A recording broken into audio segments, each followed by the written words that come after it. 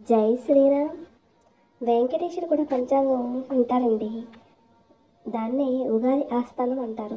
తిరుమల ఆనంద నిలయంలో ఉగాది పండుగ జరపడం ఆనవాయితీయే కదా. శ్రీవారి కోవిల్లో జరిగే ఈ వేడుకని ఉగాది ఆస్థానం అని పిలుస్తారు. అయితే ఏడుకొండలపై శ్రీనివాసుడు ఉగాది నుంచి ఉత్సవాలు ఊరేగింపులు ప్రారంభమై మళ్ళీ ఉగాది నాటికి పూర్తవుతాయి. తిరుమలలో ఈ పండుగ జరిగే తొలి వార్షికోత్సవం కాబట్టి ఉగాదికులు లేదా వెంకటేశ్వర ఉగాది దర్బార్ అంటారు. నూతన సంవత్సరం పురస్కరించుకొని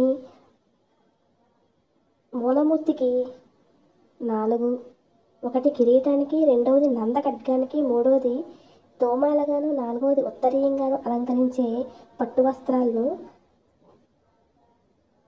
అర్చకులు సమర్పిస్తారు. మిగిలిన 2 వస్త్రాల్లో ఒకటి ఉత్సవమూర్తి అయిన మలయప్ప స్వామివారికి, రెండవది విశ్వస్కేంద్ర వారికి అలంకరిస్తారు. ఆపై కొండలరాయుడు కోవిల్లో ఉగాది ఆస్థానం కార్యక్రమం స్టార్ట్ అవుతుంది అన్నమాట.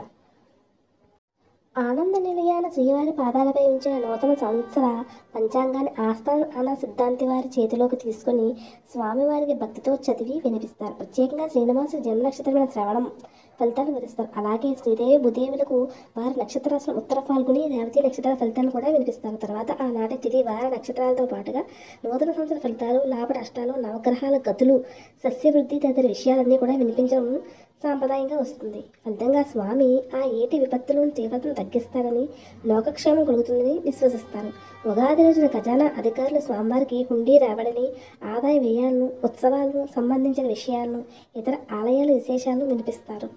శ్రీనివాసుడు ఆనంద నిలయంలో కురువై ఉన్నాడనడానికి, అందరికీ అన్నింటినీ ఆయనే అధిపతి అనడానికి ఈ కార్యక్రమం అనేది నిదర్శనం. పూజాధికారులు పూర్తయిన తర్వాత అక్కడున్న భక్తుల నుంచి రూపాయి చొప్పున సేకరించి అందరి పక్షాన తిరుమలేశుడికి రూపాయి హారతిని ఇస్తారు. ఆ రోజు వెంకన్న స్వామికి విశేషమైన పిండి వంటలను కూడా నివేదిస్తారు. సాయంత్రం తిరుమల పురవీధుల్లో శ్రీదేవి భూదేవి సమేతంగా శ్రీ మలయప్ప స్వామి ఊరేగింపు నిర్వహిస్తారు. ఆ దివ్య దర్శనాన్ని స్వామివారు తనకు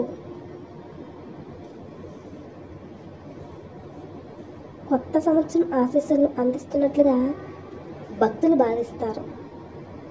ఉగాది నాటి సాయంకాలం ప్రారంభమైన ఈ ఉత్సవాన్ని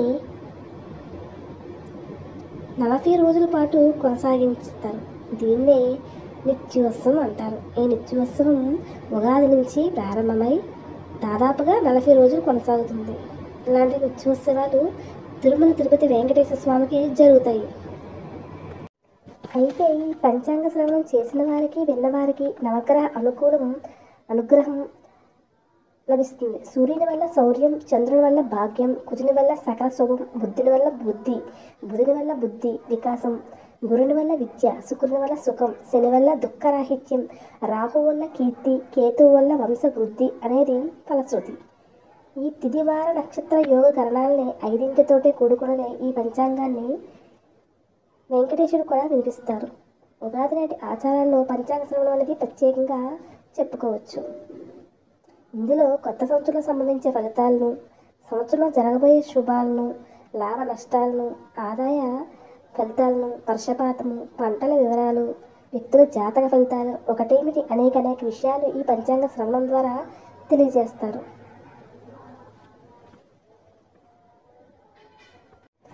పంచాంగ శ్రవణం విని అందుకు తగ్గట్టుగా ఏడాది ప్రణాళికను రచించుకొని విశ్వావసునామ సంవత్సరం సకల జనులకు సర్వశుభాలు కలిగించాలని ఆ తిరుమల తిరుపతి వెంకటేశ్వర స్వామిని మనందరము భక్తితో ప్రణమిల్లి నమస్కరించుకొని అందరూ బాగుండాలి, అందులో మనం ఉండాలి అని కోరుకుంటూ సర్వేజన శుకునో భవంతు, లోకా సమస్త శుకునో భవంతు, సమస్త సన్మంగళాని భవంతు.